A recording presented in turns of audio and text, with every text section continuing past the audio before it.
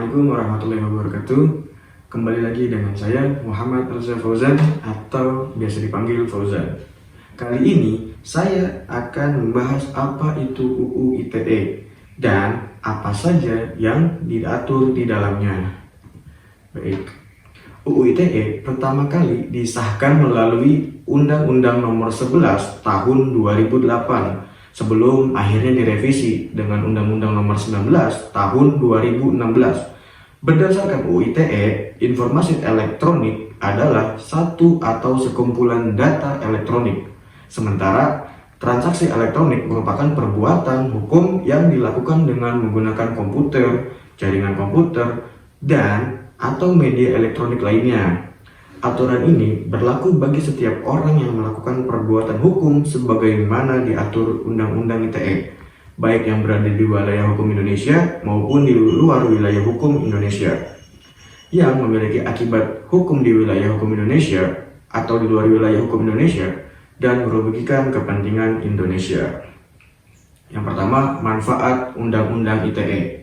Salah satu pertimbangan pembentukan UU ITE adalah pemerintah perlu mendukung pengembangan teknologi informasi melalui infrastruktur hukum dan pengaturannya, sehingga pemanfaatan teknologi informasi dilakukan secara aman untuk mencegah penyalahgunaannya dengan memperhatikan nilai-nilai agama dan sosial budaya masyarakat Indonesia. Yang kedua, perbuatan yang dilarang Undang-Undang ITE. Undang-Undang Nomor 19 Tahun 2016 tentang perubahan Undang-Undang Nomor 11 Tahun 2008 tentang informasi dan transaksi elektronik yang menjelaskan secara rinci apa saja perbuatan yang dilarang bagi mereka yang melanggar UU ITE, berpotensi mendapat hukuman berupa denda hingga kurungan penjara. Berikut beberapa perbuatan yang dilarang dalam Undang-Undang ITE. Yang pertama, menyebarkan video asusila. Perbuatan yang dilarang dalam UU ITE adalah orang yang dengan sengaja dan tanpa hak mendistribusikan atau mentransmisikan dapat diaksesnya informasi elektronik dan dokumen elektronik yang memiliki muatan yang melanggar kesusilaan. Ini diatur dalam pasal 27 ayat 1 UU ITE. Setiap orang yang melanggar kesusilaan sebagaimana dimaksud dalam pasal 27 ayat 1 dipidana dengan pidana penjara paling lama 6 tahun dan denda paling banyak 1 miliar rupiah. Lumayan banyak. Yang kedua, judi online. Nah, mungkin akhir-akhir ini banyak ya yang tentang masalah judi online lah, situs-situs yang seperti itu. Ini juga diatur dalam UU ITE. Dalam pasal 27 ayat nomor 2, UU ITE memuat larangan perbuatan yang bermuatan perjudian. Hukuman untuk mereka yang melanggar adalah dipidana dengan pidana penjara paling lama 6 tahun juga dan denda paling banyak 1 miliar, sama seperti tadi. Yang ketiga, pencemaran nama baik. Pasal 27 ayat 3 UU ITE juga mengatur tentang pencemaran nama baik. Pelaku yang dijerat dengan pasal ini bakal dipidana dengan pidana penjara paling lama 4 tahun atau denda paling banyak 750 juta rupiah. Selanjutnya, direvisi Undang-Undang Nomor 19 Tahun 2016 dijelaskan bahwa ketentuan pada pasal 27 ayat 3 merupakan delik aduan. Yang keempat, pemerasan dan pengancaman. Orang yang melakukan pemerasan dan pengancaman juga berpeluang dijerat pasal 27 ayat 4 UU ITE. Hukumannya adalah dipidana dengan pidana penjara paling lama 6 tahun atau denda paling banyak 1 miliar rupiah. Dan yang kelima, berita bohong atau hoax.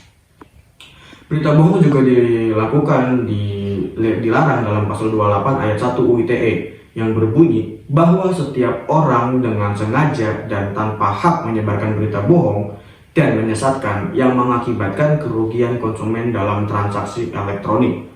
Bagi para pelaku penyebar berita hoax, bakal dipidana dengan pidana penjara paling lama 6 tahun dan denda paling banyak 1 miliar rupiah. Baik, yang keenam, ujaran kebencian.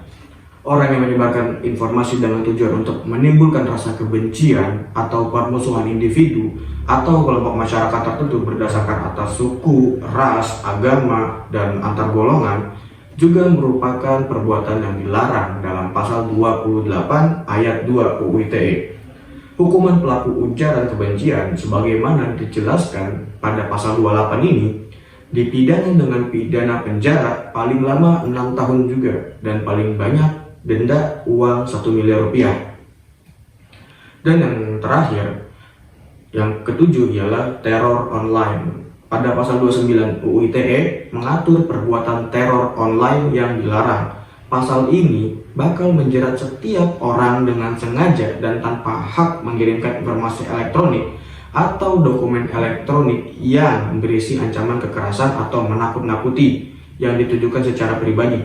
Hukuman bagi para pelaku teror online ini yang bersifat menakut-nakuti orang lain dengan dipidana penjara paling lama 4 tahun atau denda paling banyak 750 juta rupiah.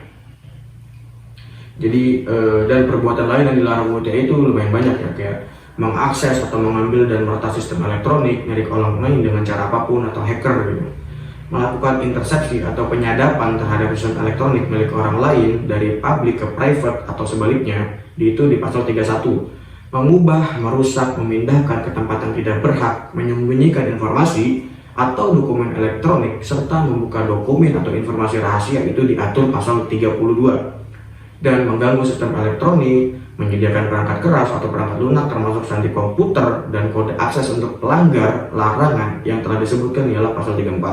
Pemalsuan dokumen elektronik dengan cara manipulasi, penciptaan perubahan, penghilangan, dan pengrusakan itu diatur pasal 35. Berikut beberapa dampak negatif Undang-Undang ITE. Yang pertama, membatasi kebebasan berpendapat, terutama dalam beropini dan memberikan kritik.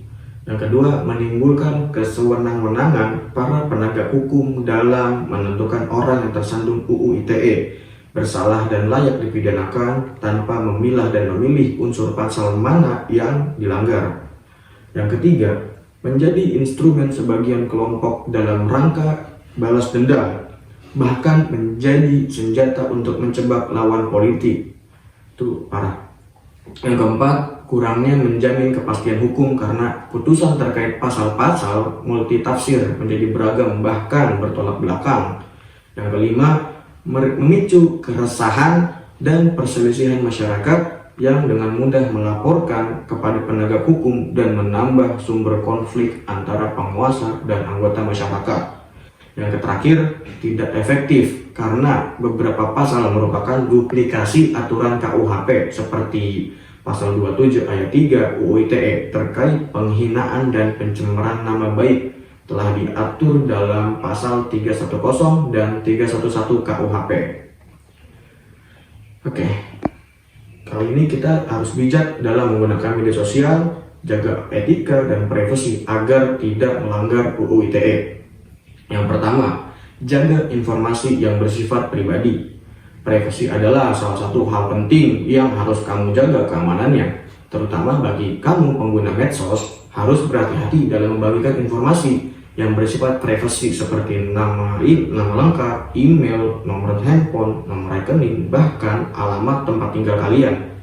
Jika data pribadi tersebut sampai bocor ke tangan orang yang salah, bisa saja terjadi cybercrime seperti pembobolan rekening, penipuan, hingga jual beli data pribadi. Jangan sampai hal tersebut terjadi. Untuk itu, jangan sembarangan untuk membagikan data yang bersifat privasi, terutama bagi orang yang gak kamu kenal di medsos. Yang kedua, jaga etika berkomunikasi. Menjaga etika dalam berkomunikasi gak hanya dilakukan dalam kehidupan nyata, namun menjaga etika juga perlu dilakukan ketika menggunakan medsos. Jangan sampai jari-jarimu itu mengetik hal-hal yang gak sopan seperti berkomentar kasar atau yang mengandung unsur sara.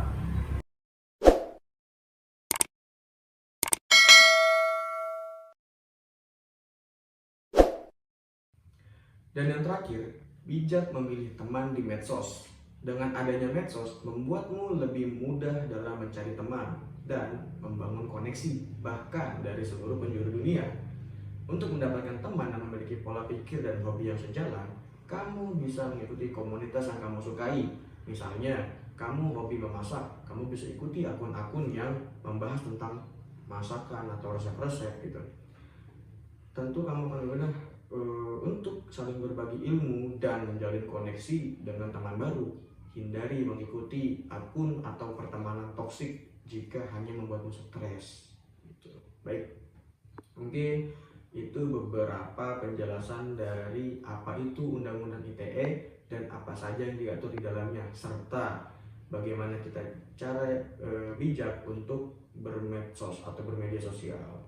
Mungkin dari saya cukup sekian. Jika ada yang kurang atau ada yang salah, bisa koreksi atau berkomentar di bawah ya. Terima kasih. Wassalamualaikum warahmatullahi wabarakatuh.